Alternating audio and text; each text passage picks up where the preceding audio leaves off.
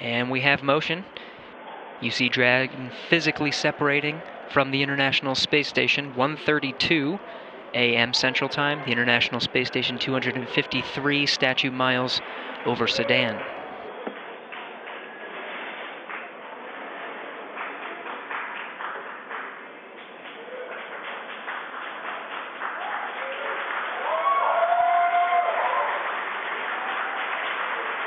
Houston, the station is supposed to be on to ISS thrusters enabled. Copy.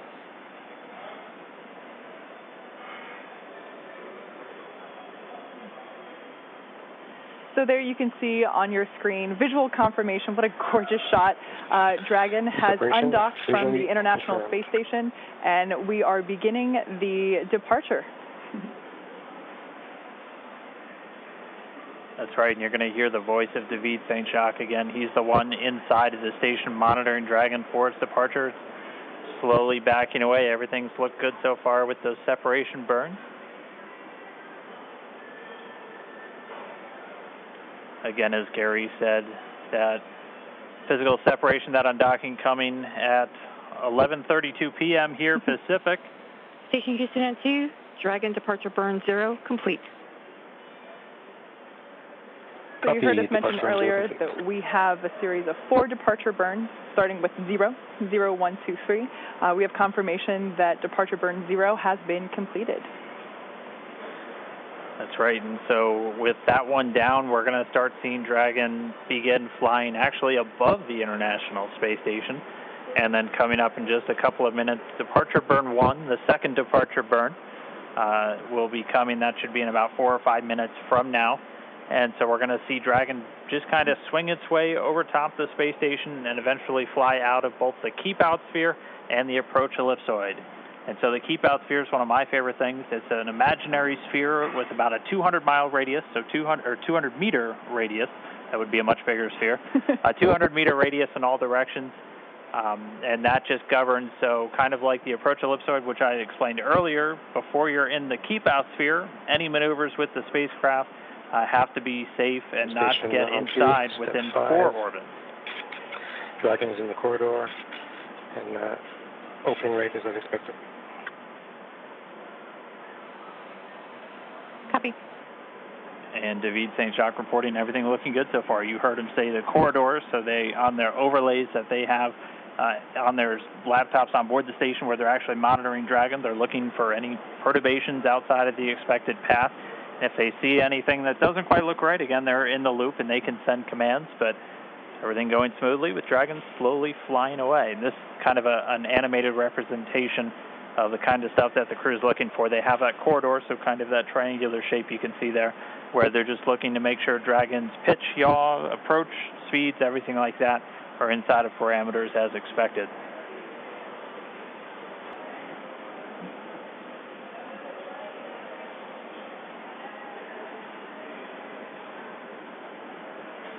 Dragon continuing to fly free. Look, everything looking good so far.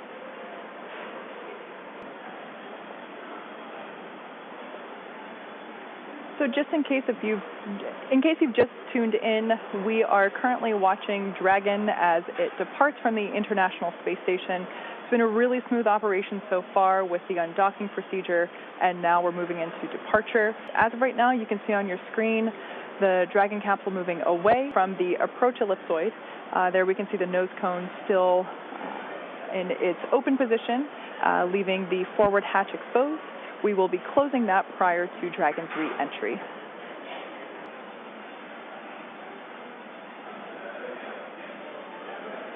And so we're continuing to get really great views. Dragon backdrop by the inky blackness of space. You'll see the cameras are a little bit jerky in their motions. They're actually being controlled by somebody on the ground in mission control. We always like to talk about how in mission control over in Houston, that's where they actually fly the space station. That's where they control everything from the cameras and the communication to even the thermostat on board the space station. If it's too hot for the crew, they talk to the ground, and they're the ones who can turn the AC up. But so it's actually somebody at a console right now who's controlling those cameras, sending commands just to move all the pan tilt, focus everything else. They're doing it from a console on Earth while the thing is flying 250 statute miles over the Earth on the other side of the planet. Like Dan mentioned before, we're going really fast right now. We're at about 17,500 miles per hour, so everything is moving very quickly. The need to readjust the cameras very frequently is inherent due to the high velocities that we're dealing with. And so this is a view from that WB-57 airplane. You were looking at Dragon streaking across the sky on its re-entry through the Earth's atmosphere, aiming for a splashdown in just a little while from now. So it's pretty exciting that we get this shot right now, as it is our first view from planet Earth of the Dragon capsule since it lifted off from Cape Canaveral just several days ago. I will say this is a pretty rare treat to be able to see this here. And again, this video is coming from a NASA airplane that we're flying around that recovery zone there, a WB-57. It's commonly used for a lot of atmospheric studies and other science missions, but able to put a tracking camera on it to try and get this re-entry through the Earth's atmosphere today. We're hearing that they should have AOSO acquisition of signal back with the Dragon spacecraft. Right now it's about 46 kilometers in altitude. The Dragon spacecraft continuing to descend. It's now subsonic, so already starting to slow down thanks to the aero braking, basically slamming into that Earth's atmosphere, causes a lot of friction and allows the vehicle to eventually reach its terminal velocity, basically. And then those parachutes are going to kick in.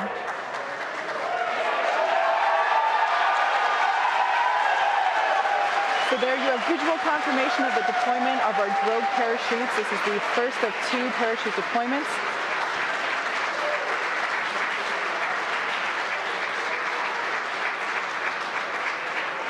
So those drogue chutes do the initial slowing, and then they're ultimately going to pull out the 4 main parachutes responsible for really slowing the spacecraft down prior to that splashdown. You can hear cheering here at SpaceX headquarters as the employees that have gathered around our Mission Control Center are sharing the same view as you. What a gorgeous shot of Dragon coming back down.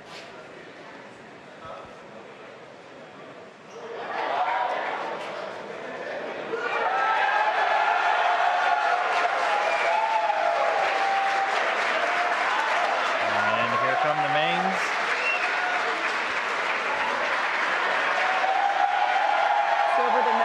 Seconds, we will see those main parachutes exactly like that begin to expand as they capture more air, further decelerating the Dragon vehicle down to the Atlantic Ocean.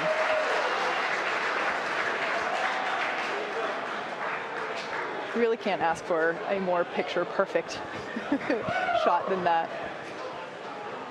And yes, all 4 chutes now deployed. It's going to continue to descend. It's going to continue to slow down and then ultimately splash down in the Atlantic there.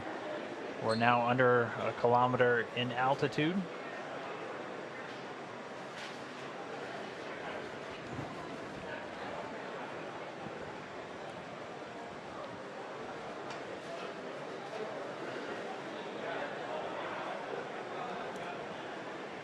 Just about 750 meters to go.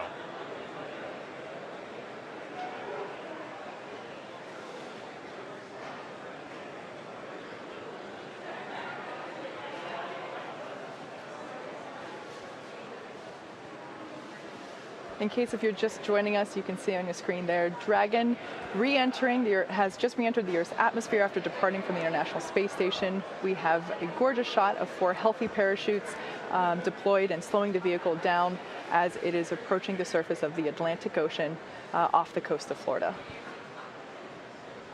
And it's continuing to descend under those chutes. We just passed 500 meters. Everything continuing to look good via reports to all the flight control teams. Now we're at about 400 meters.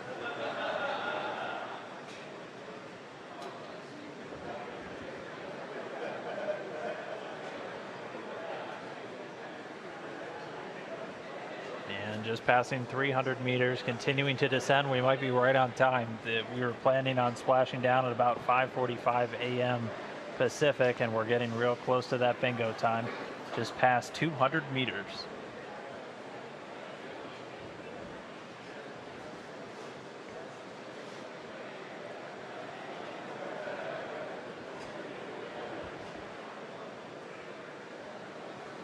And we have confirmation that Dragon is now under 100 meters, is 100 meters above the surface of the ocean.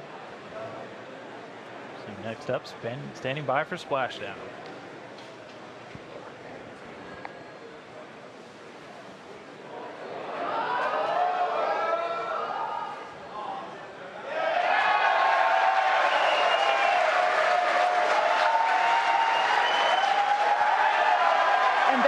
Confirmation of splashdown.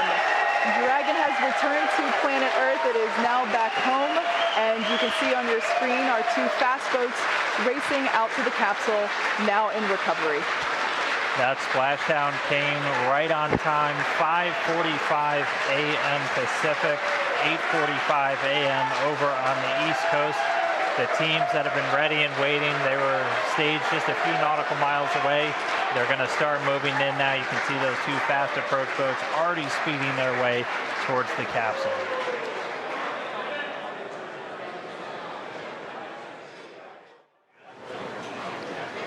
Right now we're just waiting for Dragon to lift up and out of the water and into the nest. And there it goes.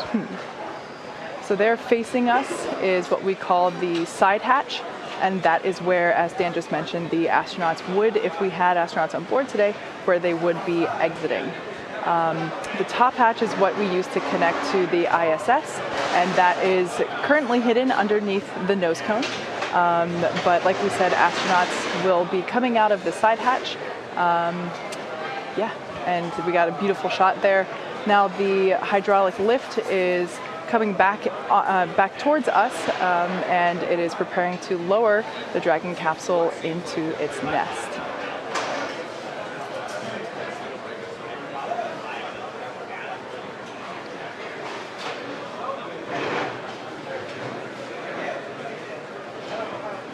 Like we said, we are treating this demonstration mission with the recovery operations as if there were actual astronauts on board. And of course, before we would be able to open the hatch, we would have to make sure that the spacecraft cabin pressure is equalized with the outside environment before doing so.